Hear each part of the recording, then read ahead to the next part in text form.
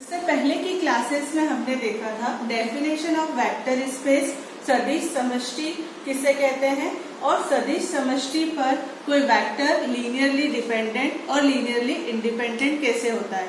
कोई वेक्टर सदिश स्वतंत्र रूप से रेखिक स्वतंत्र और रेखिक परितंत्र की परिभाषा हम देख चुके हैं। कैसे वेक्टर्स को लीनियरली डिपेंडेंट लीनियरली इंडिपेंडेंट बताना है ये हम प्रीवियस क्लासेस में सीख चुके हैं।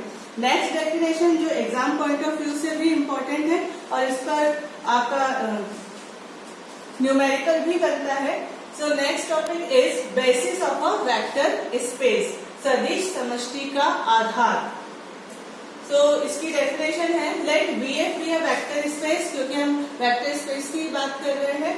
So VF is a given vector space over the field F, then a subset S of VF is said to be a basis of VF।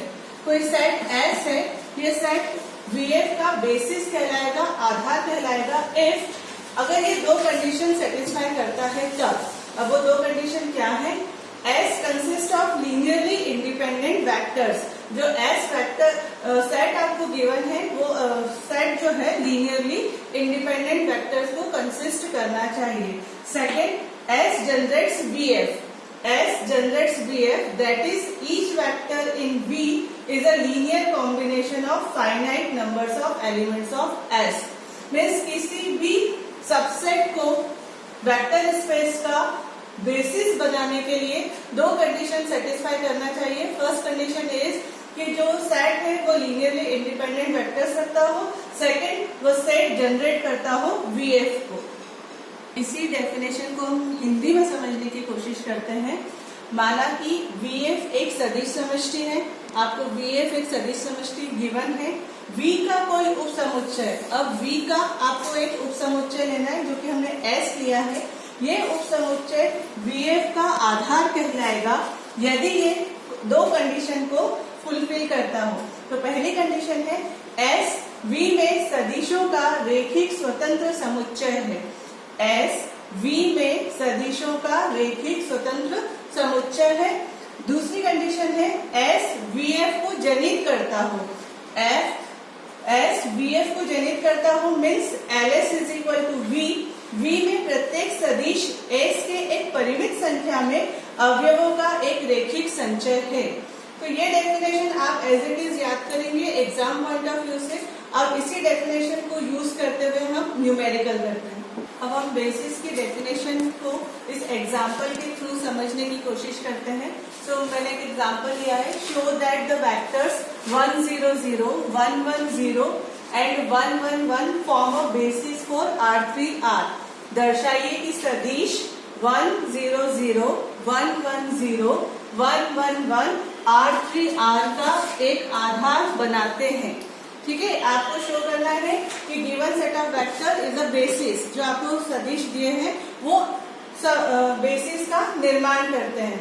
तो basis की डेफिनेशन के अकॉर्डिंग हमें दो कंडीशन प्रूफ करनी है। फर्स्ट, गिवन सेट आपका linearly independent होना चाहिए और लीनियरली इंडिपेंडेंट जो शो करना है वो हम पहले सीख चुके हैं। सो हमने सेट S के लिया 1 0 0 1 1 0 एंड 1 1 1 का। अब 3 वेक्टर्स हैं तो 3 वेक्टर्स के रिस्पेक्ट में हमने 3 स्केलर लिए हैं। A1 A2 A3 belongs to R, क्योंकि अब आपका जो फील्ड है वो R दिया हुआ सेट ऑफ रियल नंबर्स। अब इनका लीनियर कॉम्बिनेशन हमने फॉर्म किया means A1 into 1 0 0 plus A2 into 1 1 0 plus A3 into 1 1 1। अब इस लीनियर कॉम्बिनेशन से हमें 3 इक्वेशन मिल रही है मीन्स फर्स्ट एलिमेंट को जब हमने मल्टीप्लाई किया so we get A1 plus A2 plus A3 equal to 0। Second element को मल्टीप्लाई करने पर हमें मिल रहा है A2 plus A3 equal to 0 and last element multiply करने पर हमें क्लियरली मिल रहा है A3 is equal to 0।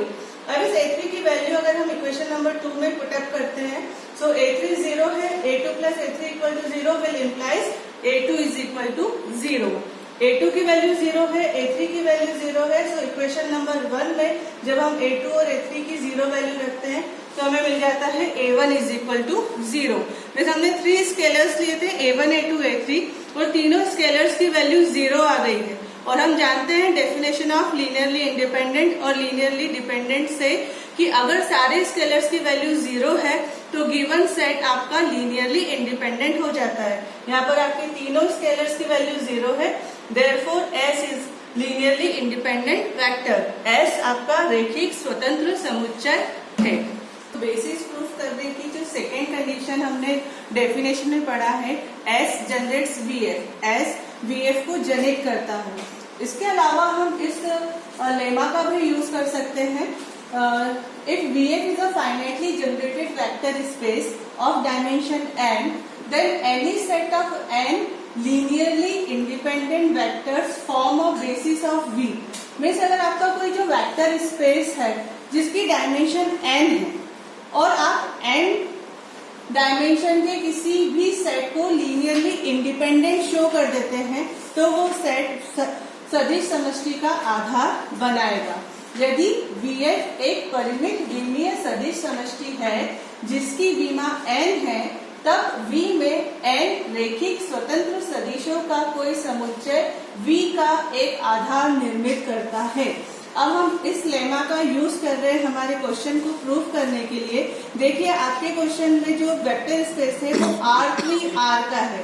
R3R means आपके वेक्टर स्पेस की डायमेंशन है 3 और आपको जो वेक्टर्स दिए हैं वो भी 3 दिए हुए, मतलब 3 डायमेंशन के वेक्टर्स हैं और इन्हें हमने प्रूफ कर दिया है लीनियरली इंडिपेंडेंट। तो जितने डायमेंशन का वेक्टर स्पेस है उतने ही वेक्टर्स को अगर आप लीनियरली इंडिपेंडेंट शो कर देते हैं तो इस थ्योरम के अकॉर्डिंग आपका गिवन वेक्टर स्पेस बेसिस का निर्माण करेगा। तो यह प्रूफ हो जाता है।